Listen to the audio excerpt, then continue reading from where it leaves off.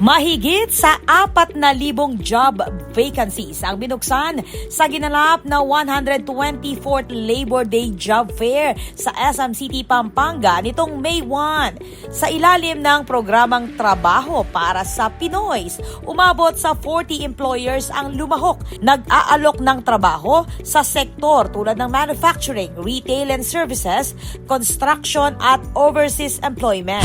Ating mga employers nasa 40, no, mga participating employers natin with 4,000 vacancies at nandyan ang manufacturing, meron din tayo sa retail and service, meron din tayo sa construction, meron din tayong mga overseas employment vacancies. So yung mga key employment generators pa rin ng Pampanga ang nandito upang maghanap ng mga best talents for their companies. Aabot sa 2,000 hanggang 3,000 aplikante ang dumalo sa job fair, kung saan meron ding hired on the spot. Bukod sa hiring booths, may on-site assistance din mula sa mga ahensya gaya ng Department of Labor and Employment o DOLE, Social Security System, Pag-ibig Fund, PhilHealth at marami pang iba upang tulungan ang mga aplikante sa kanilang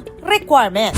At we are very thankful and grateful to SM, no, for always being there para bigyan tayo ng free venue, hosting always our job fair, syempre. Bahagi ang job fair ng nationwide Labor Day activities na layong palakasin ang employment opportunities para sa mga Pilipino. Napaka-importante po ng mga ganitong aktibidad, no, ang job fair natin sa SM in partnership with DOLE, no, because for SM we believe creating access for opportunity for employment is a very meaningful way to contribute sa ating nasyon, no. Ako po, Patricia Mamangon para King News Force Pampanga. Balitang tutuking Balen, susuyo.